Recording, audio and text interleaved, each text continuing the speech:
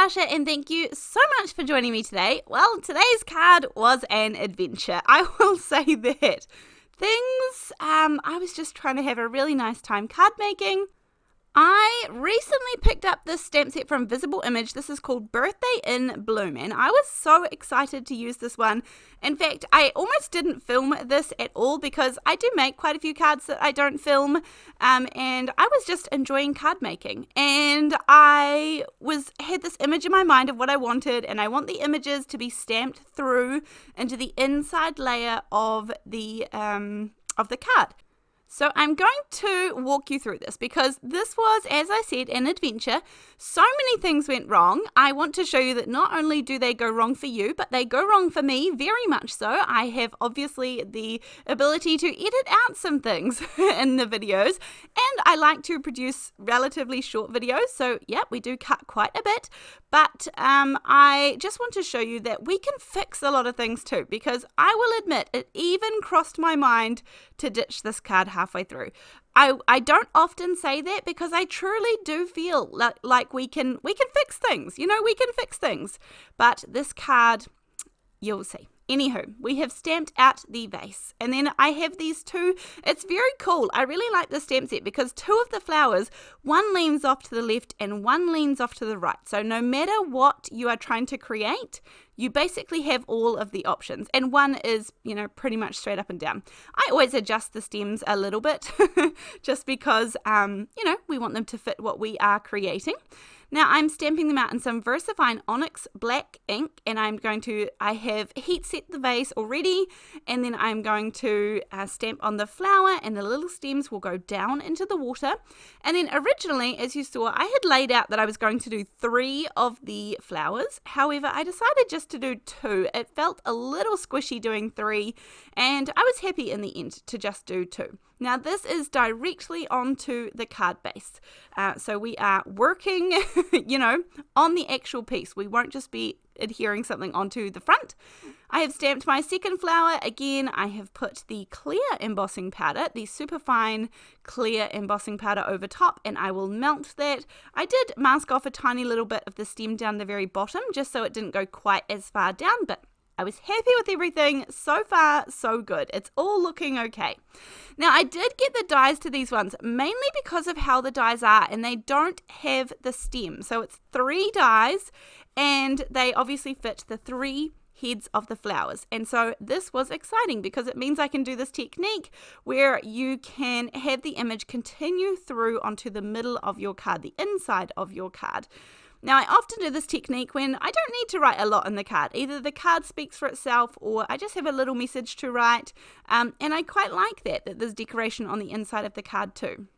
So far so good, and I have die cut these out. Now, if you wanted to, what you actually could do is you could just glue these into the inside of your card, because obviously they're going to fit. It's going to look, it's going to have beautiful continuation through from the stem to the head of the flower, and you could glue these in, no problem. But I wanted to stamp them in and have them actually in the inside of the card, and there are a couple of ways to do this. I could have used a stamping platform and stamped it out and then opened the card up and then stamped it again, but I really didn't want the stem, so I decided to do it this way, just straight through.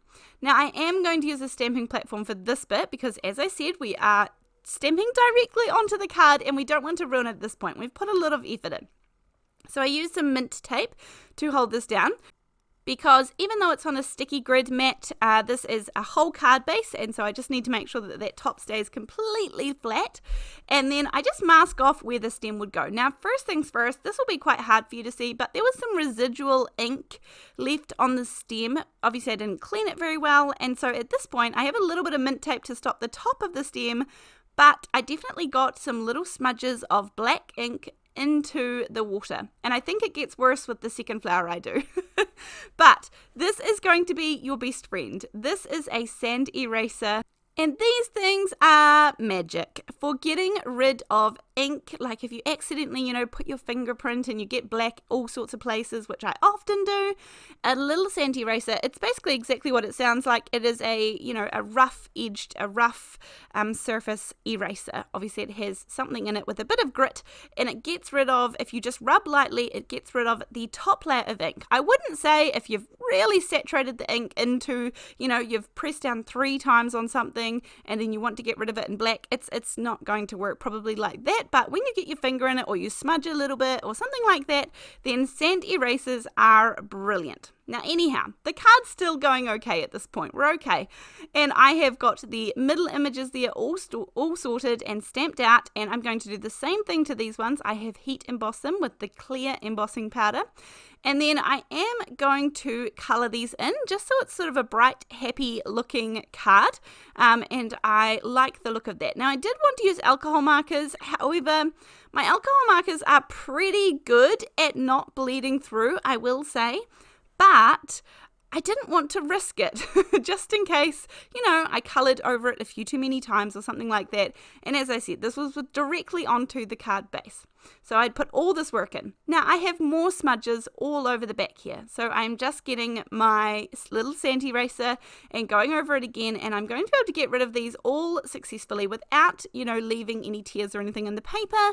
As I said, if it's a really deep ink mark, then you probably won't. But if it's surface level, these are brilliant. So instead of my tri-blend markers, I'm going to use some Altenew water-based markers. These are dual tip. They have a fine point at one end and like a brush tip at the other end. And this is just the quickest colouring that I can possibly do. I've really only chosen 2 colours. I will just saturate it all with one and then do some little highlights here and there with a slightly darker colour. I'll pop a little bit of brown in the centre of this one. These aren't sunflowers at all, but and that's not what I was going for, but I did want a yellow flower and then a pink flower after this. So I think any markers, I could have used, I could have turned some water reactive inks like my Gina K inks or my Distress Oxide inks. I could have turned those into watercolor, or I could have actually just used my watercolors. That would have been fine too, but I wasn't wanting to introduce too much wet media. And this is just regular cardstock. It's not watercolor cardstock. And so, as I said, because we're doing it directly onto the card base, we really just want to be careful as we go, because we've put a lot of work in so far. And that's okay. I used a couple of greens to do a little bit of blending. These actually do blend beautifully, and I love these markers. I've had them for a while now, and I have phases of going in and out of using them all the time. Again, I get more marks everywhere. I have no idea how I'm getting this everywhere, because everything is heat set, but me, I'm still making it work and getting it everywhere. But my little sand eraser I don't even put it back. It's sitting right beside me for this project at this point. Now, this has a few little words in it. It has a few sentiments, and I thought, how cool, I'll stamp out the happy birthday, I'll do happy, and then I'll do birthday, and this is just going to be plain and simple and beautiful, and I'm going to leave some white space, and yeah, we're going really well. And then I come to stamp out the word happy, which is great, and then I stamp the word birthday, and then I look at it, and I know that it's not straight. So, for a minute, I'm going to take another minute, rub out some more ink splotches that I have. And actually you can see to the left of the vase, I do have an orange ink splot on my card front. Now again, I don't know how it got there, but it got there. So we're going to do a wonky border, and this is one of my favorite borders. And then this is what I do. Look, I'm going to scribble over top of that little orange dot, and no one would know that there was actually a mess of ink underneath it. So that is rid of one problem that I couldn't get rid of because my little sand eraser, obviously the ink was a little too deep for it. And so it wasn't getting rid of it without, fear of damaging the paper. And so that sentiment, we do need to work on the sentiment. So basically we're going to need to cover it up, and I have this little hexagon shape here, this plain white hexagon. I have the all wrapped up stamp set, basically finding a gorgeous little sentiment that is going to fit on this little hexagon, which is going to cover up my mistakes. Now I could have done several of these sentiments. This is becoming one of my favorite stamp sets actually, very versatile with the items that it has in it, but I'm going to stamp out the For You. Again, I'm just going to do it in the black cardstock, and it's absolutely fine. Look, I got more ink on my fingers already. But anyhow, stamp it down, and then I will pop a little bit of foam tape behind this, and we'll just pretend that the whole time there was meant to be a little popped up sentiment ready to go.